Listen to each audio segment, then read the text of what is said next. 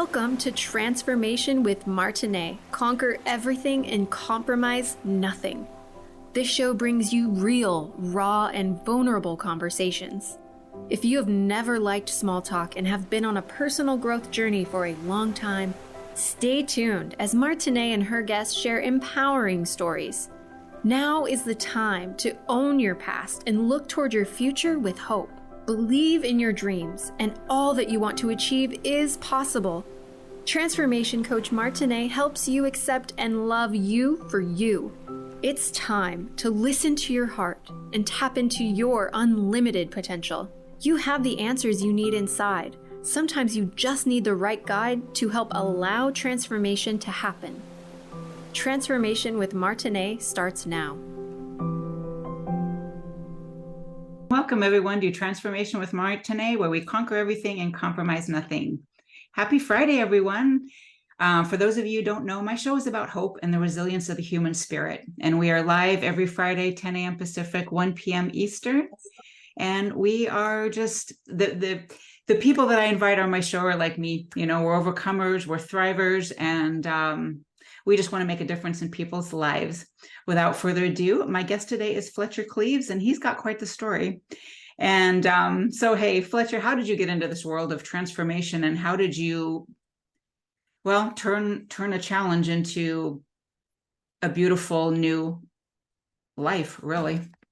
Absolutely. Well, first off, I want to say thank you for having me on this glorious Friday. Glad to be Absolutely. here, glad to be full of breath and life. And so to answer Yes, your yes. question, I was on a football scholarship in in college, of course. So in high school, I was a fairly decent athlete. I was blessed enough to receive a football scholarship to a small school here in Tennessee.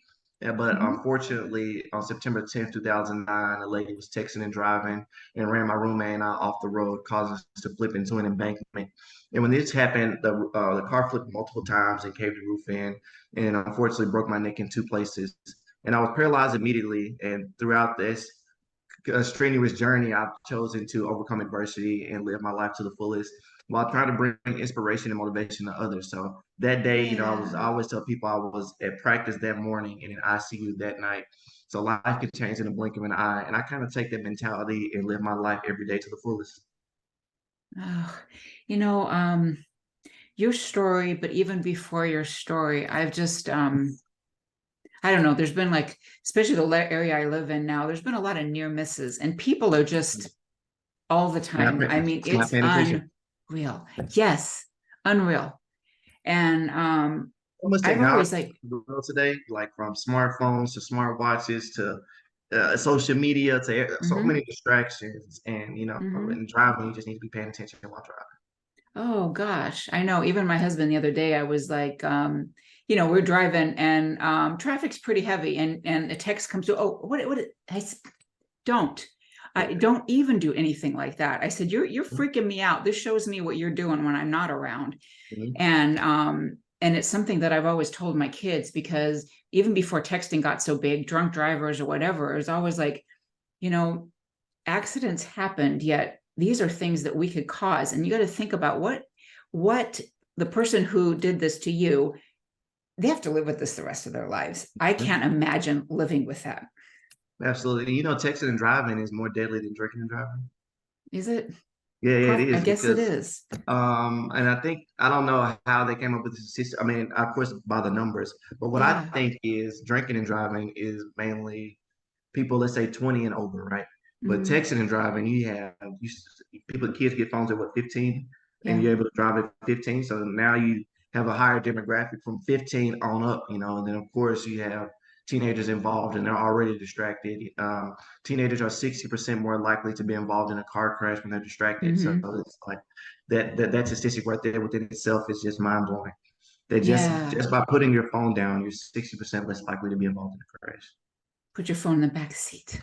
or I something. Yeah. mean, yeah, or it's like one thing, I'll have GPS on, but it's down, and then I've got my screen, Yeah, I, screen or have mhm. it voice activated or something. But I Yep. know it's unrealistic to eliminate 100% of distractions. It's just human nature Mm-hmm. to Yeah. drive and kind of look at a car crash that you're passing, or Yep. try to look at your GPS. You might take your eyes off the road for 2 seconds, but Yep. the ideal is to eliminate as much distractions as possible. Mm-hmm. Absolutely. And make sure you're okay to drive. I know yesterday I had a doctor appointment and I just have not been sleeping much lately. And I found myself like, oh, God, keep me on there, Oh yeah. it got at home. And after I got home, I was like, oh, I'm not going anywhere else today. This isn't good. And I always, like I said, just keep in the forefront of my mind of what I could do to somebody else, let alone myself. Mhm. So Take 1 second. yeah. So tell us a little bit, like even your before story of getting a scholarship. That's pretty amazing anyway. So tell Oh us yeah, about thank that you. and then Mhm. yeah. Absolutely. So growing up, I was an active individual. I was Hmm. the epitome of boys will be boys, right? I was Yeah. breaking windows and throwing dirt clogs and spitball, ding dong ditching and all that fun stuff. No Yeah. really, no really real trouble. Just boys will be boys, the Yeah. regular kid stuff, right? And my parents kind of put me in organized team sports to channel all of that energy to something more positive.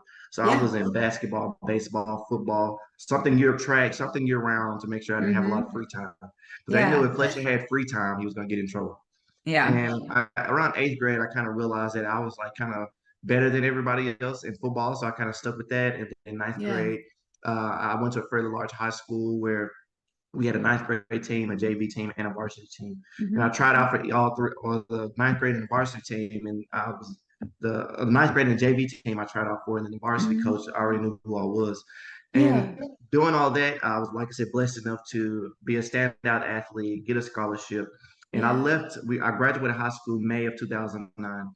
And I Hmm. left 2 days after graduation to go train at college.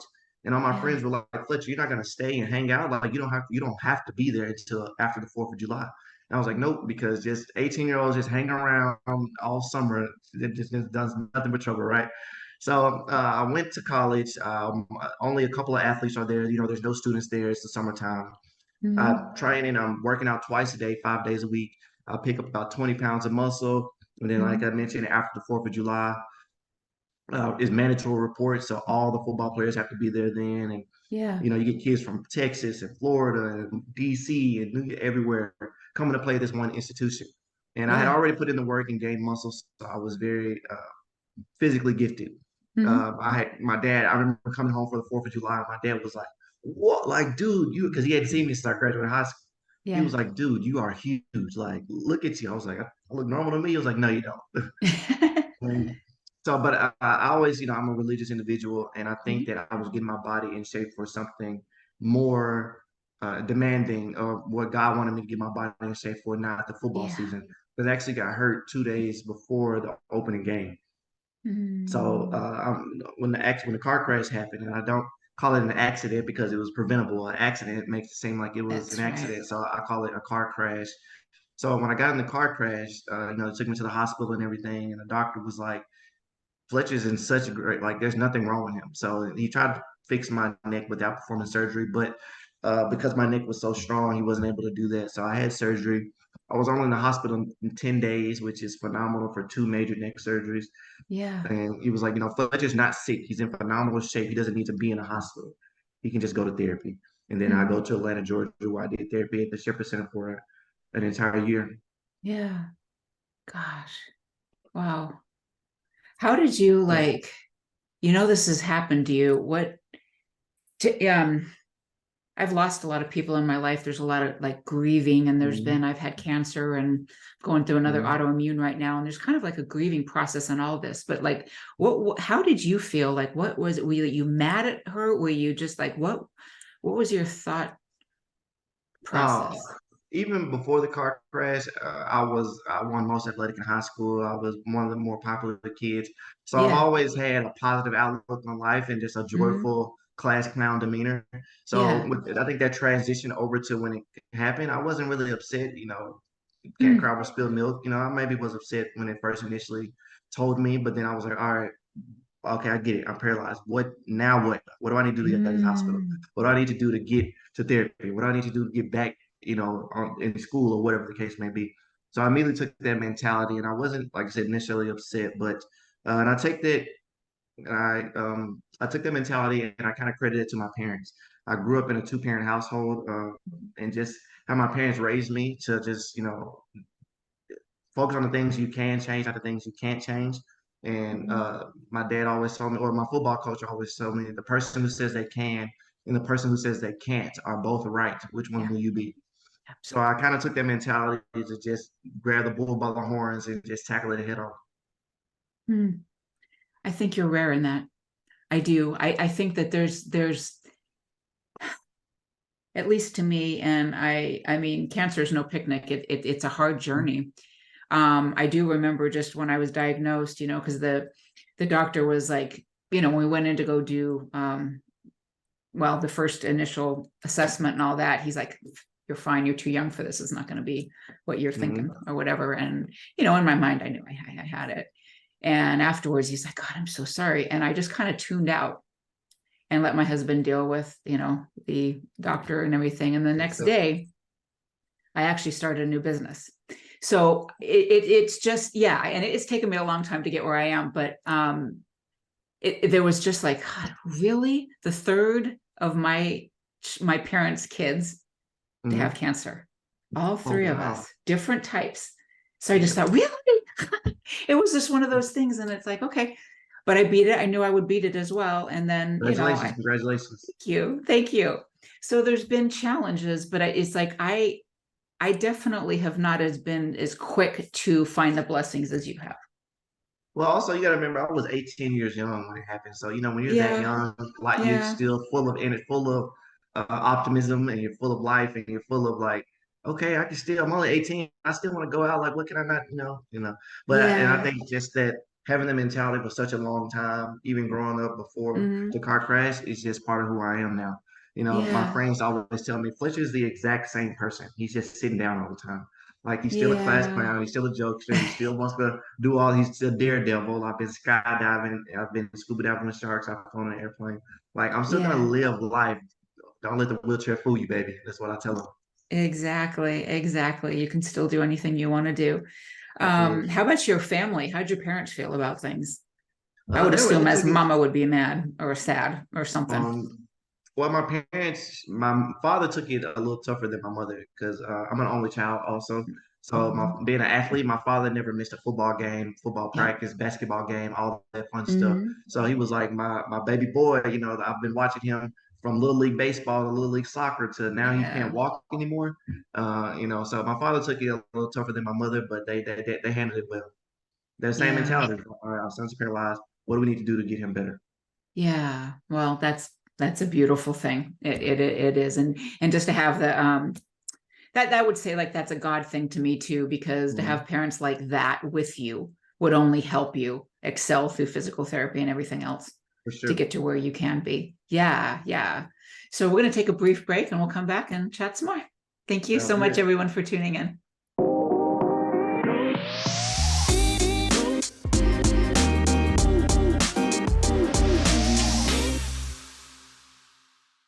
Welcome back, everyone, to Transformation with Martine, where we conquer everything, compromise nothing. My guest today is Fletcher Cleaves, and we've been talking about his story of getting a football scholarship to an accident, a bad car accident that left him paralyzed. So, Fletcher, you took the high road. You have turned your life into traveling to motivational speaking, and Yeah. you were still in college after the accident happened.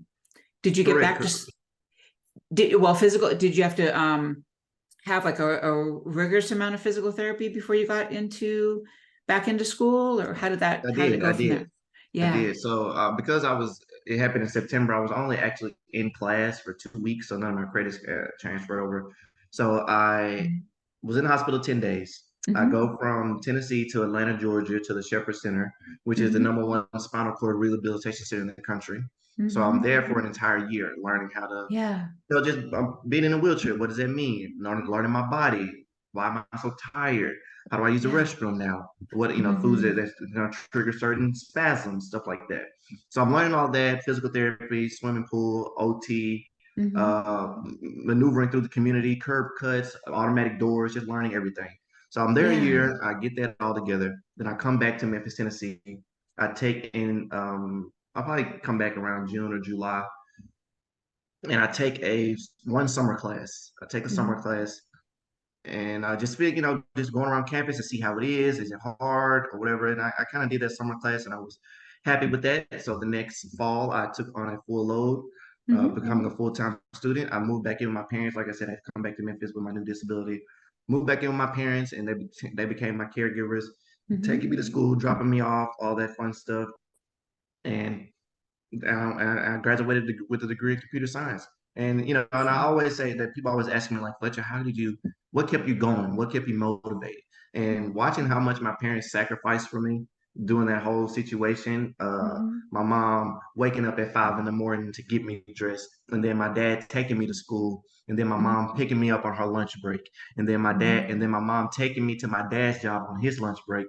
I mean, taking to my dad's job, and then on his lunch break, he brings me home. It's like all and watching them eat in the car and making sure I got my textbooks and breaking my chair down. It was like I can't necessarily give up on myself. I can't give up for them because they've sacrificed so much for me to be successful. Yeah. What a blessing to have them, Absolutely. Geez, yeah. So you're going to school and you graduate with your degree. What happened then?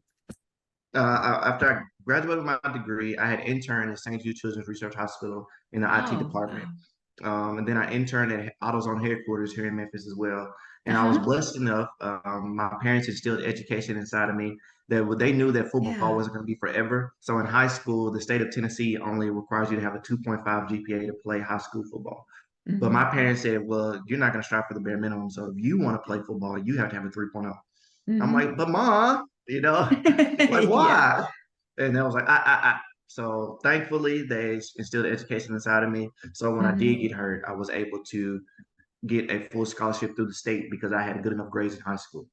And That is so, and because I took my academics seriously, I took them seriously in college as well. And AutoZone actually offered me a full-time job upon graduating when I was a junior in college. It was like, here's your offer letter. And I was like, I have a whole year left of college. It was like, yeah, we don't care. Like, just as long as you graduate, you have a job. I was like, okay. So I ended up getting a job in IT, working there for numerous years. And I ended up making money to get a vehicle, a handicap accessible vehicle. I moved out on my own. Tried to become at this time I'm probably 25. So I just wanted to be a 25-year-old living in the city. I moved downtown.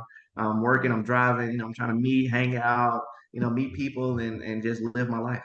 And that stage is when I fell in love with travel. Oh, yeah, the travel bug. I've had that my whole life, and my daughters do as well. My younger daughter we sent her for a junior year of college. We sent her to not junior year of college, junior year of she's in college now, junior year of high school to Denmark. Wow. Okay. Yeah, junior year, and then she came back here to finish her degree, and then she's in college now here. But she's been to Italy to be an au pair for a while. She has gone to Brazil, all these places, and my other daughter has been a lot more in the United States. And then my son could care less. Oh, your son did. Yeah, he care less. Yeah, he doesn't that really. Books can teach you. There's so many experiences I've learned from different cultures and different foods and different rules in different countries, and just that experience and that type of exposure is something a book can't teach you. Yeah. So what sent you on that journey? You're working as an IT guy at AutoZone. What sent you on the journey of travel? Yeah, so probably about junior year, sophomore year of college. So to take a step back 2 years, I was kind of discouraged because I had been watching all my friends enjoy spring break in Florida and do all these college trips and go to New Orleans for Mardi Gras. So I kind of wanted to do that, and but I've never been away from my parents. They've been my full-time caregivers, my tenure of my disability. So long story short, my friends was like, hey, you know what? We're gonna go to Nashville for spring break, learn whatever we need to do for Fletch so he can have fun with us. Yeah. And get away with my friend. We went Friday morning and came back Sunday night. It was just a weekend trip. But those 2 days of just hanging around and not being around my parents and just feeling like a normal college kid was like, it was so much fun. And we weren't even really doing nothing. We went to the movies, went out to eat. We weren't even 21 yet, so we couldn't even really drink or anything. So we was just having fun, goofing off in the mall, just being kids. So it was so much fun. And we did that. I was like, yeah, that was great. Let's drive to New Orleans. It was like, okay, we did that. Then it was like, let's drive to Dallas. And it was like, okay. And then once I started interning in college, I was getting an intern fee or whatever the case may be. So I still had a little cash. So I was like, hey, Hmm. let's take a flight to Chicago for the Taste of Chicago. Did that, had family out there. It was phenomenal. And then when Yeah. I graduated and started making real money, I was like, yeah, let's go to LA. I went to Vegas 3 times in 1 year. And Yeah. I'm just like, I'm having about my friends. I'm like, yeah, who wants to? And I can't travel by myself. So all my friends was like, Fletch, we just got back. You want to go to LA? I was like, yeah. I was like, I'll pay for your flight. Just come on. It was like, okay, I'll go. Like, because I need Yeah. somebody to help me. So doing all that, I look at my finances and I'm like, dude, you went to Vegas 3 times this year. You went to Chicago in February. You went to that, like adding all that up. I'm like, I wonder how much. I was like, wow, that's a lot of money. How much is a flight to Italy? I'm like, wow, I could have went to Italy twice. So I said, you know what? All these domestic cities, they start to look the same. Everything's about the Hmm. Yeah. I look up that I put together itinerary to go to Italy, and then I posted was like, hey, I'm going to Italy. Who wants to come? And somebody reached out and was like, well, a friend responded was like, hey, that Paris is only an hour flight from Italy. I was like, since I'm over there, might as well add Paris to the list. And then I add Paris, and now I'm doing this. I'm looking up stuff for Paris, the Louvre, the Eiffel Tower, the Colosseum in Rome. And then somebody was like, hey, you know that London's only an hour train ride from Paris? Eurostar. Let me do that too. And then my friend's like, all right, Fletch, slow down. We can't go everywhere in one trip. Like I can't be gone for 14 days. I was like, Yeah. okay. So I'm going over to Europe and seeing the different cultures and different foods and the one of the wonders of the world within being in the Colosseum of Rome and seeing that. It's like this is what I used to read about in textbooks, and like the Eiffel Tower. I've seen this in so many pictures, and then the Mhm. food and eating authentic escargot and authentic pasta and fish and chips in London and going to Buckingham Palace. Oh, I'm like, yeah. this is what Europe's like. I wonder what Dubai's like. I wonder what Tokyo's like. And then I just fell in love with international travel. Yeah. Yeah. You're ahead of me on that. Can't wait. Italy next year. I love it. I Italy's set my my intention. yeah, it's my one of my favorite countries for food. It's my favorite country for food. Period. Yeah. I don't know what they put in their food, but Italy, they got it right. Yeah, I heard somebody say that they even feel healthier over there because they don't have all the preservatives. Everything is fresh Don't. and They good. don't. Somebody told me that was like, hey, when you go to Italy, you're not gonna find a Walmart, but you're gonna find like a corner grocery store. And when you go in Yeah. there, ask for seedless grapes. I was like, okay. I mean, why? They was like, just do it. It's like, okay. So I find this little bodega, or whatever, it's got like a fruit stand. I'm like, hey, do you have any seedless grapes? And I was like, what is that? Like grapes without seed? Like, how is that possible? And then you have to Oh, remember that seedless grapes are genetically altered. right. But they don't alter their fruit. They just however it comes is how it comes. And it was like it just Oh, reminds you of that's just how unhealthy Americans eat, so to speak. yeah, God, that's a really good point. Just even I always thought it was weird when they started doing seedless watermelon. Yeah, like how is that how is that possible? Yeah, yeah. Oh, so you're traveling all over the place. And so actually, yeah, in that, where is the absolute favorite place you've been so far? Like I said, for food wise, it would have to be Italy. Yeah, But for I'm an activity person, so there's difference between vacationing and traveling. yeah, Vacationing is more so you're relaxing on the beach, yeah. just I don't want to do nothing today but sip a margarita. Hmm. But traveling is like I want to go to the museums, I want to see the Yeah, Eiffel Tower, I want to yeah. go to all like that's I like to do stuff. And Hmm. so for that, I would say Dubai because I mean, even though it's a man-made city in the middle of a desert, there's so much to do. You can ride camels and you can go ski. They have an indoor ski resort inside of a mall. Like they have, and then you can go skiing and surfing in the same day. Like it's Oh just my gosh. so much to do. It's so much to do. The Oh my world's gosh. fastest roller coaster, the world's tallest building. They have the world's deepest pool. Like they have, it's so much to do. Oh my gosh, that's funny because my mentor has been trying to tell me she's taken a group of people to Dubai in April. Okay. And she's like, you gotta come. I'm like, I just don't want to. I want to go to Italy next year. I don't want to. It's one or the other right now. Yeah, right And now. it's just come on, come on. Like, I It's don't know. definitely Now a you're man-made making it a little city. more exciting. It's exciting. I don't know what you like to do, but also you can also vacation there from what I heard. I just don't look for things to vacation because I'm not like I can relax. Like the 1 day, 1 or 2 days we can relax, but like after the third day, I'm like, oh, this is boring. I Yeah, want I to do gotta something. go. Yeah, I I do gotta do hear that. something. Totally hear that. Yeah. Oh man. So we've got to take a break again for a Sure. moment, but we'll be right back, everyone, with more of Fletcher's story and whatever else we come up with. See you in a few. That was good.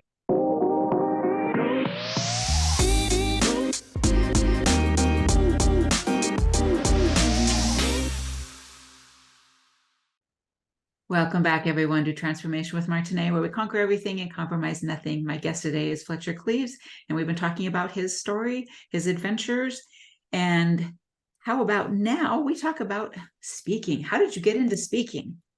Perfect Absolutely. opportunity for you.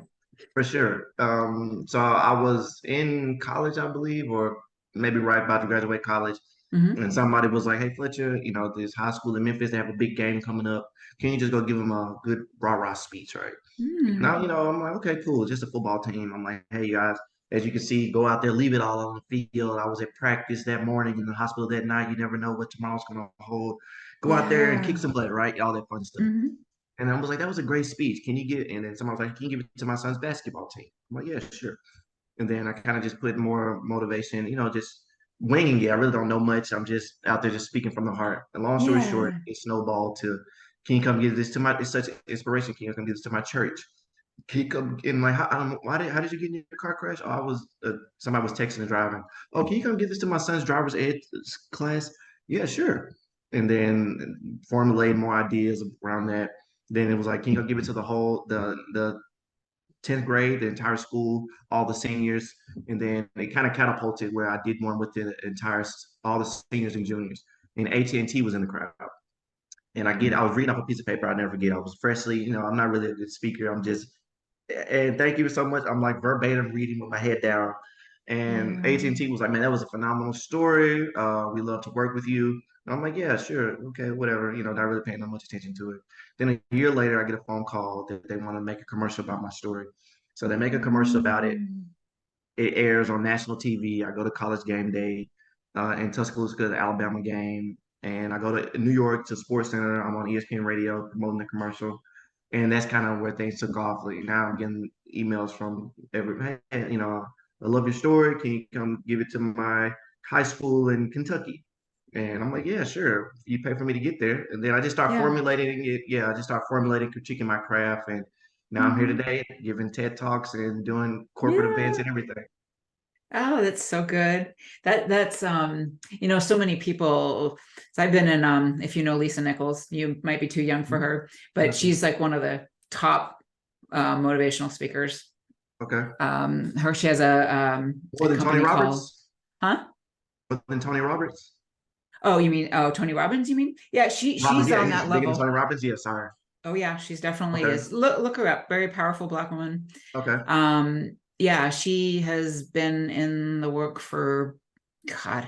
I started listening to her like audiobooks when I was a single parent for 3 years.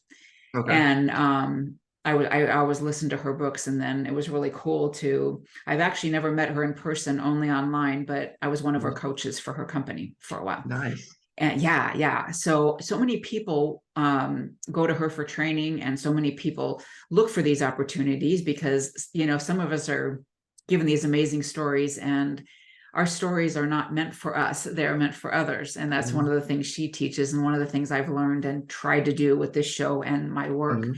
So it just came to you, Yeah. beautiful. Yeah, being That's being in front of beautiful. playing football in front of a crowd, like I said, I've always been. My parents say Fletcher's always been the center of attention. Everybody's always Hmm. known his name. He's always. We need two volunteers. Me, like I'm always trying to Hmm. make myself seen in front of a lot of people. Like I just love. And people ask me all the time, "Fletcher, how do I become a speaker? How do I?" I'm like, I couldn't. Like I just did. Like I just when you do something so much, you're just gonna eventually perfect it. Hmm. So people ask me all the time, like, I mean, I just tell you repetition, I give you the pointers that I did, but coaching has to be a different animal, a different sense. But yeah, Hmm. that's exactly how I did it. Just after the years, I just, critiqued it, getting bits and Yeah. pieces, watching other speakers, getting Yep. points from this person, points from that person. I'm like, okay, I see that. Okay, I'm gonna incorporate something similar. I'm gonna do crowd interactive. These are high school students. They probably want to move around, and always Hmm. and always being relatable. So high schools are a lot Yes. is Right my there. big target audience, and I come out there, I'm joking around, and they see me as like he's old enough where I'm gonna listen, but he's young enough that I can relate. Yeah. It's like because they listen to professors and teachers all day, so I never want to get on stage and clear eyes and Yeah. dry eye, you know. So I always Yeah. try to put some type of humor in all my speeches because it's just who I am. Right. Yeah. And you, I assume you're in your very early 30s, but you don't look it. Yes, I'll be 33 in December, so I'm 32. Yeah, you look about 24. Oh, I knew yeah, you weren't, with the time frame, but yeah, the time frame, um, yeah.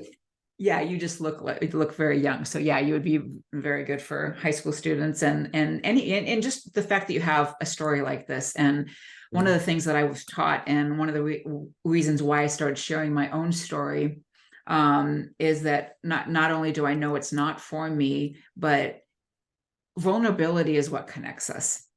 Mhm. If you're just trying to be perfect, it, like a perfect speech, Yeah, a perfect persona, nobody relates to that.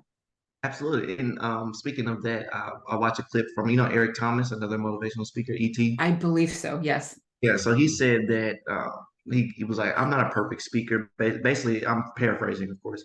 He was like, I'm not a perfect speaker. If you listen to me in person, I stutter, I repeat myself multiple times. But what made me famous was a cameraman took that and cleaned it up and threw it on social media. So it looks perfect. It looks perfect in the world of social media. Once a clip or two go viral, you Yeah. basically know. And basically, the phrase was, it was like, have a good team, basically. I was like, you're right. Because, Yeah. you can get on stage and do all the speeches you want, but like, you're a producer. You can get on here and do whatever you want, but if she doesn't clean it up or whatever the case may be, even though this is live, so I think you mentioned, if it wasn't like, if your producer doesn't clean it up, then, what good is it?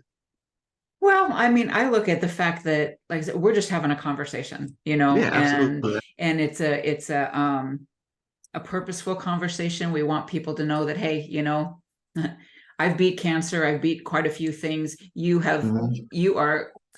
You may be in a wheelchair, but look at you, you're doing all kinds of different things, and There people are no need limits. that.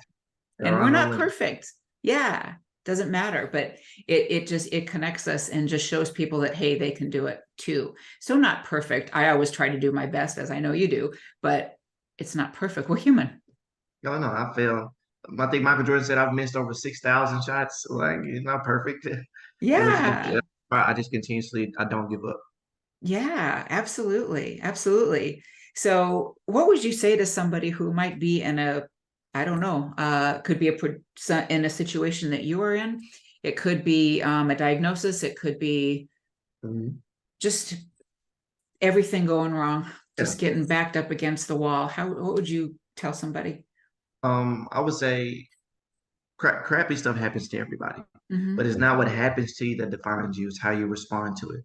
How you Mm-hmm. gonna respond when you get diagnosed with Absolutely. cancer? How you gonna Yeah. respond when you're 18 years young and you become paralyzed? How you Mm-hmm. gonna respond when you're going through a divorce?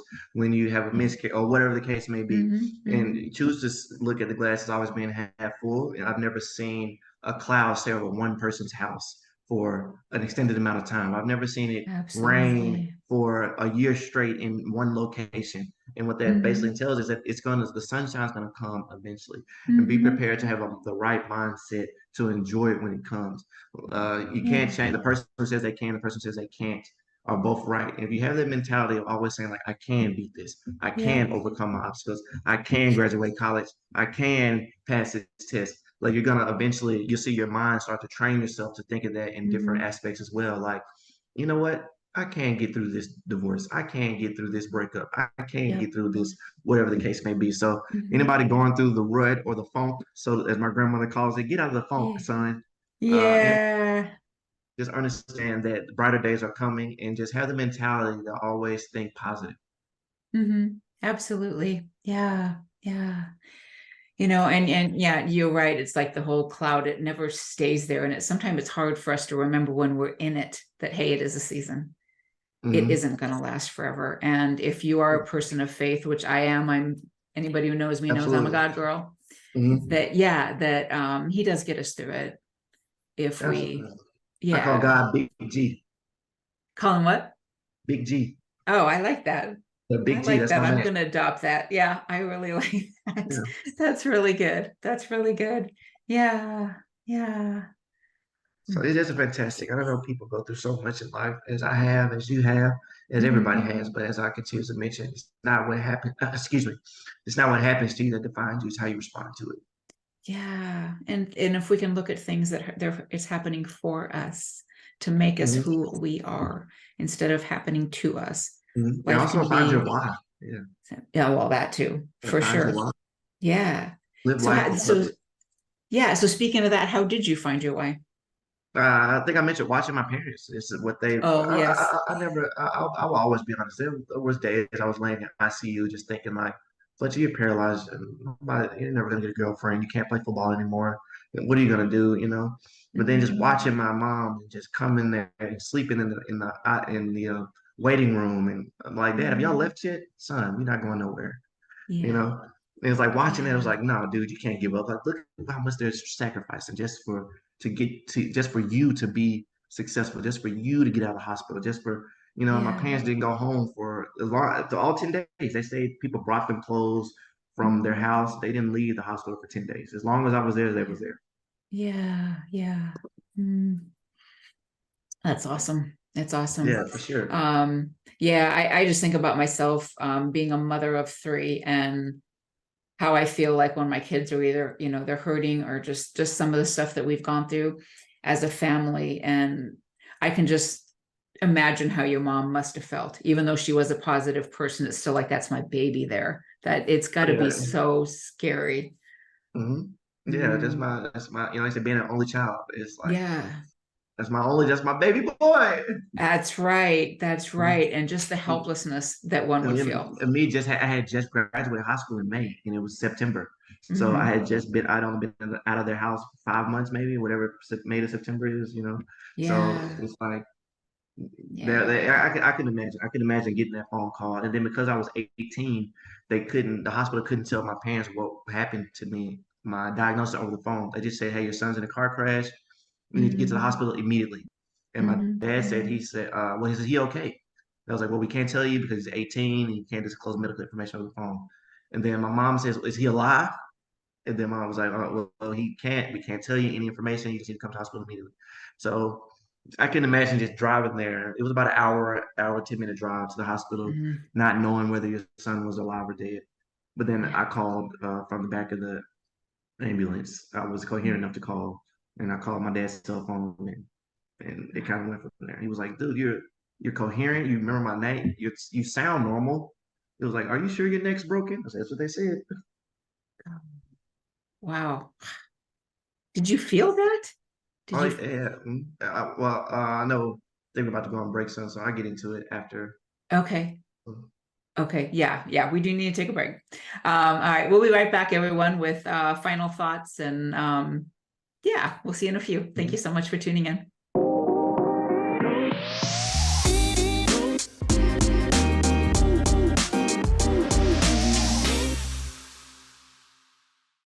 Welcome back, everyone, to Transformation with Martine, where we conquer everything and compromise nothing. My guest today is Fletcher Cleaves. And before we left, we were just talking about when he got in an accident, in the accident, how he was talking to his dad and he said, oh, you're still coherent. So how were you, like, you're in the ambulance, they told you your neck's broken. Like, how did that physically feel to you? Yeah. So when it happened, spun, hit the rail, became airborne, car Mm-hmm. rolled, broke my neck, and knocked me unconscious. My Yeah. roommate calls my name. He's calling my name, which brings me to. And then, he goes to get help. The jaws of life, the firefighters come, the ambulance, they use the jaws of life, get me out. It didn't really hurt until they start pulling me out. That's when I felt pain down my neck.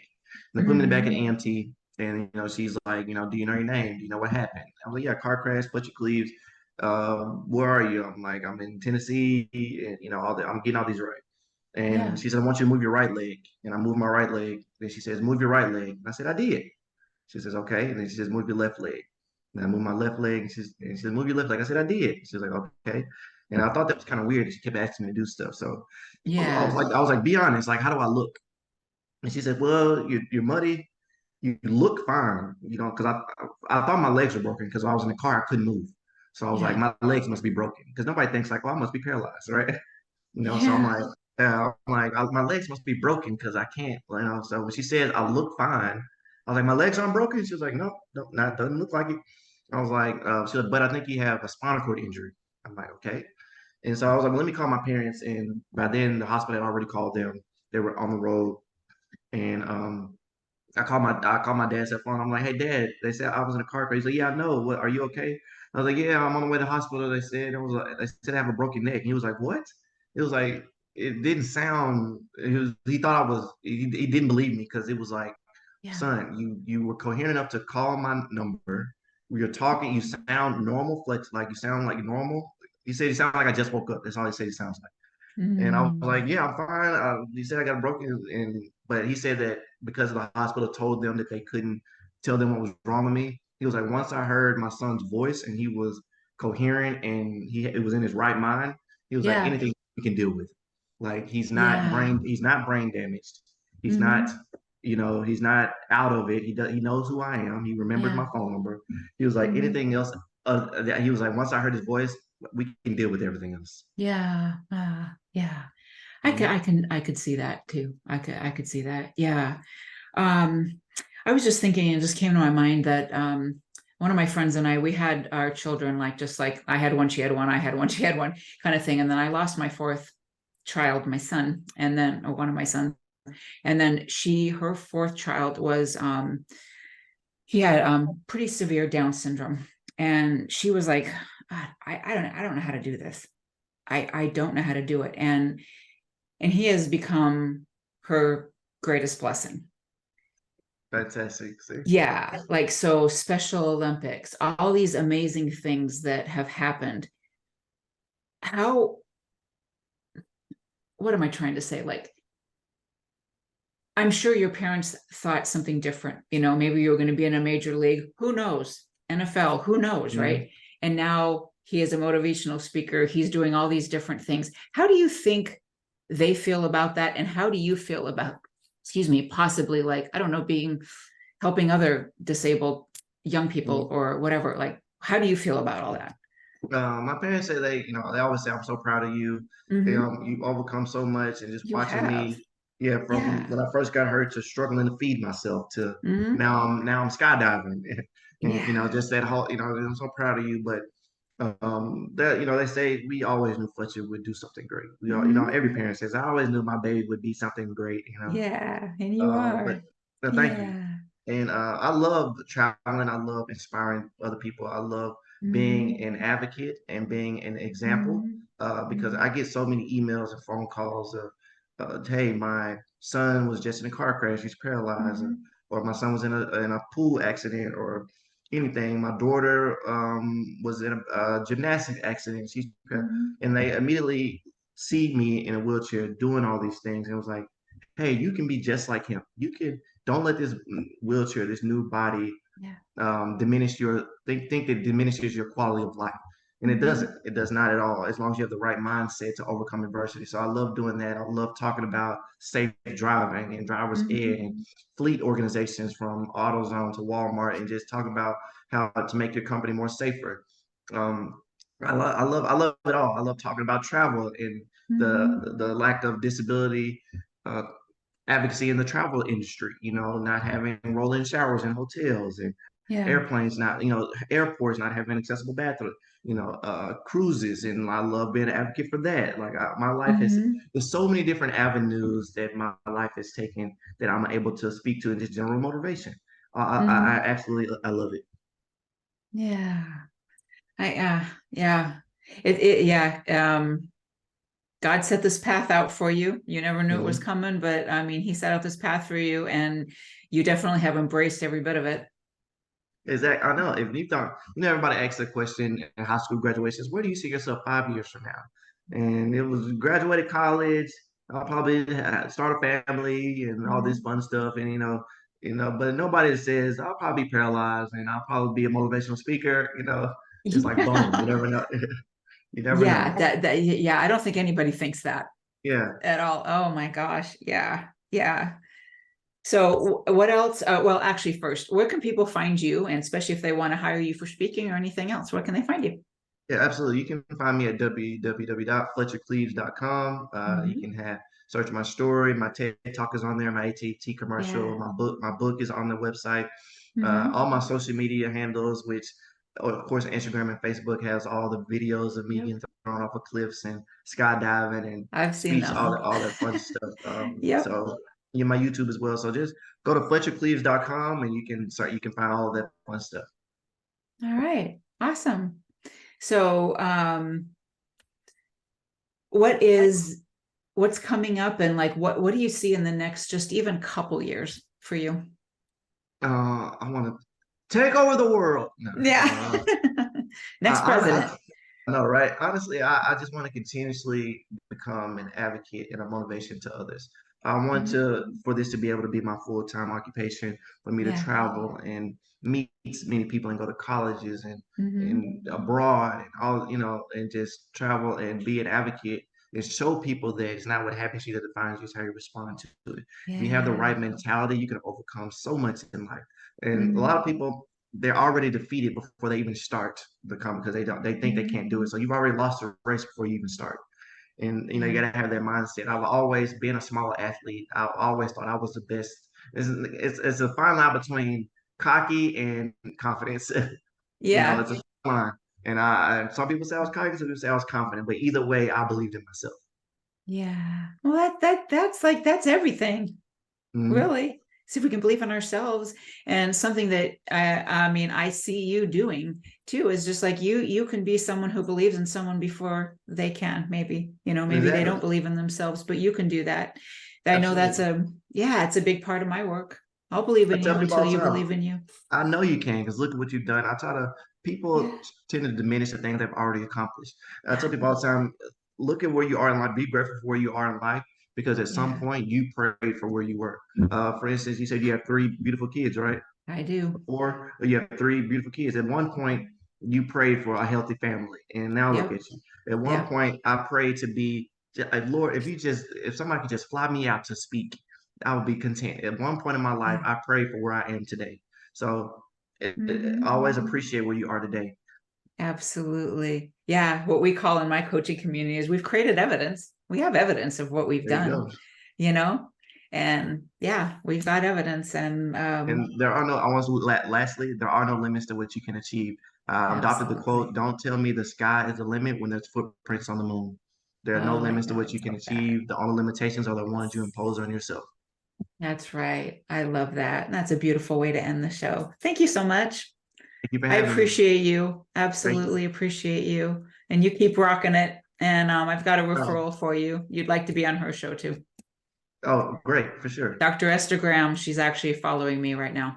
So you should be on her show too. Okay, great. All right. Thank you so much. And thank you everyone for tuning in. I hope we were inspirational for you today. We'll see you next week, 10 a.m. Pacific, 1 p.m. Eastern, and have an awesome day. Thank you so much. Thank you for tuning in to Transformation with Martine, real, raw, and vulnerable conversations. Listen or watch live every Friday at 10 a.m. Pacific, 1 p.m. Eastern on TransformationTalkRadio.com as Martine and her guests have deep, meaningful conversations, sharing empowering stories. Step into your passions and lead with your heart.